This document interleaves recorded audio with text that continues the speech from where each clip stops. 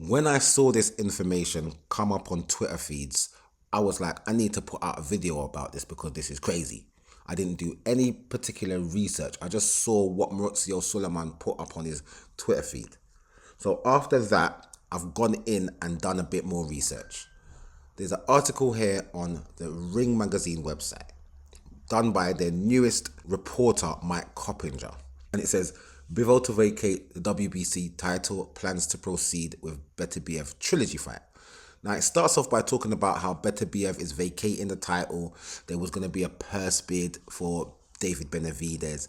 So he just said, I'm relinquishing this title. I am going with my undisputed rubber match with Artur Beterbiev, which we all knew he was going to do.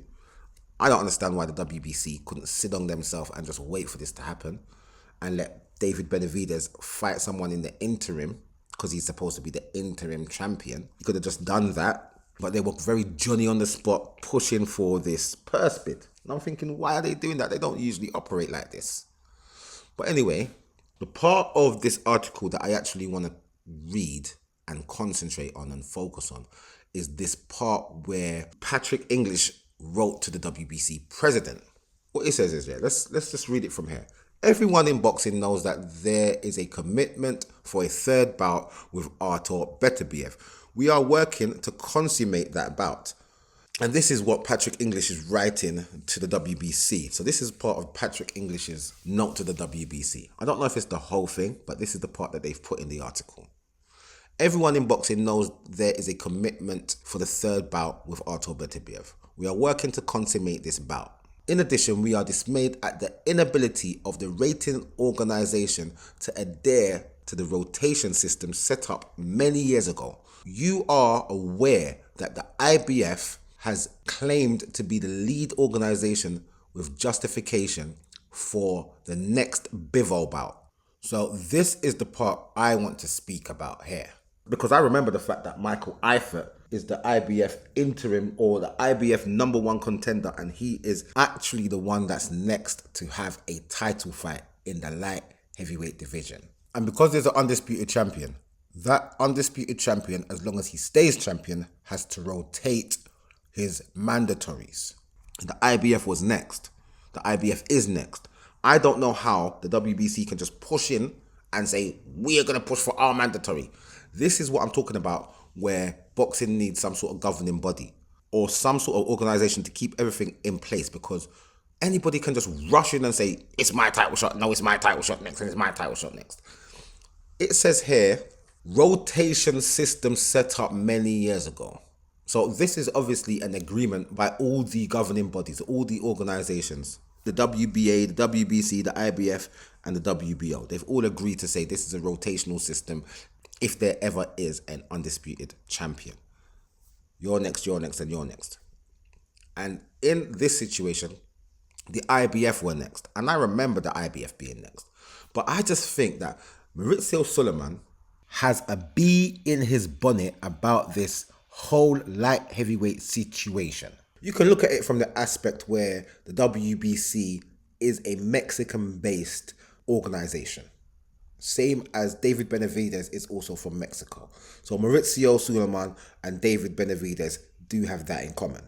But this is the major thing for me.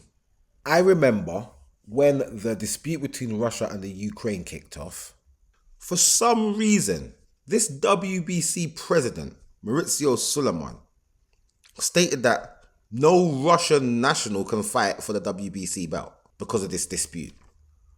I'm thinking, what are you doing getting politically involved in this situation? Why are you involved in politics? I don't get it. And why are you punishing boxers that are not even in that country? They're not even in Russia. These two Russian fighters, Beterbiev, Bivol, in my opinion, that's who he was targeting, in my opinion, because it was Beterbiev and Bivol that had all the belts at light heavyweight. Beterbiev had the WBC belt, right? And Beterbiev is a Russian national. So I don't understand why you're saying all of this and you've got a Russian champion. You're not stripping him, but you're saying that him and Bivol can't have this unification fight because you're not going to sanction it because he's Russian. So are you not going to strip Beterbiev? No, you didn't strip Beterbiev. And you said this all the way back in 2023. But then they had the fight. Why did they have the fight? Because Turkey came in and said, Maurizio, shut your mouth. Here's the money. Slap that money in your face. Bah! Shut up. Hold your little money. I want to see this fight. Maurizio Suleiman quickly jumped on the bandwagon, made a whole belt for the situation like he does. Yeah? And then they have the fight. And then they have the rematch.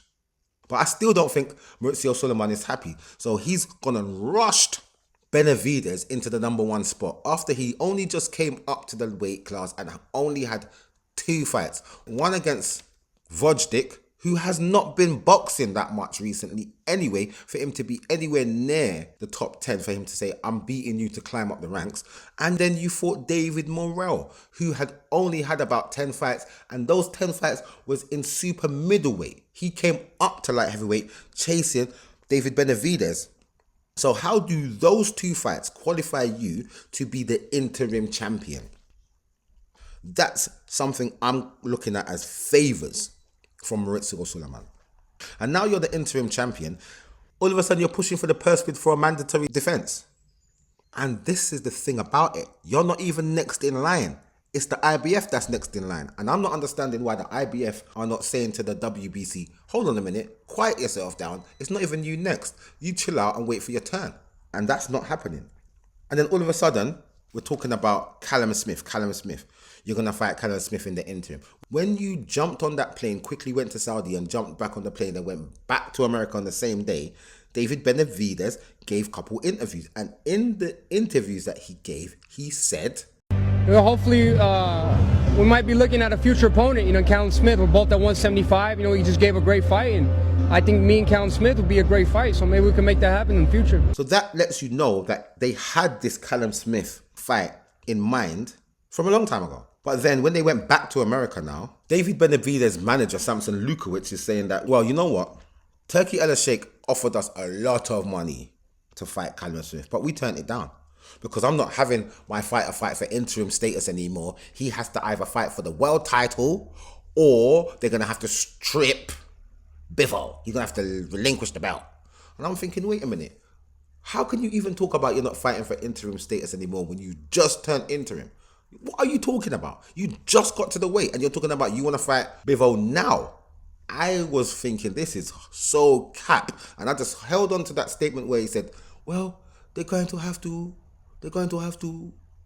relinquish the title. They have to relinquish the title. And then David Benavidez will now be the email champion, because that's what you are now. You're an email champ.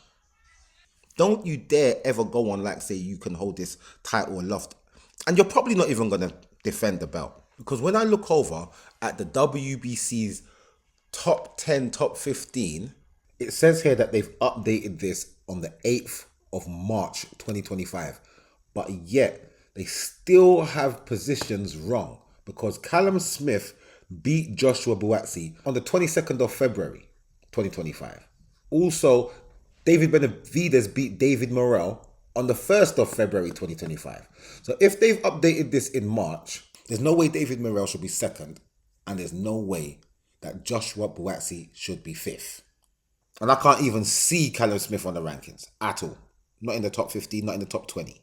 So for me, with my conspiracy theory self, I see this has been a whole setup between Maurizio Suleiman, Samson Lukowicz, PBC, David Benavidez, just to get that WBC title out of Russia, back into America, into Mexico in particular. That's what I think. I think Maurizio Suleiman forced this situation to get that title out of Beterbiev and Bivol's hands. And this is why some sort of governing body, some sort of overall governing body in boxing needs to happen, because this type of situation is shenanigans that shouldn't be kept up ever. But this is what's gone on blatantly, clear as day, right in our face, and no one can't do anything about it. They had an agreement to say there's a rotation between all the belts. The IBF are supposed to be next. All of a sudden, the WBC have pushed themselves in front. How come there's no uproar from the IBF or the rest of the organizations? How come there's no uproar from these people? What's going on? Nothing's going on, because it's all just being done right in our eyes and we can't do nothing about it. It's just how it goes. What's David Benavidez going to do with this email belt? He's probably going to relinquish it Anyway, hopefully Canelo, win, lose or draw this year, goes up there and beats him up and takes that belt from him. Anyway, with that being said, I'll see you guys in the next video.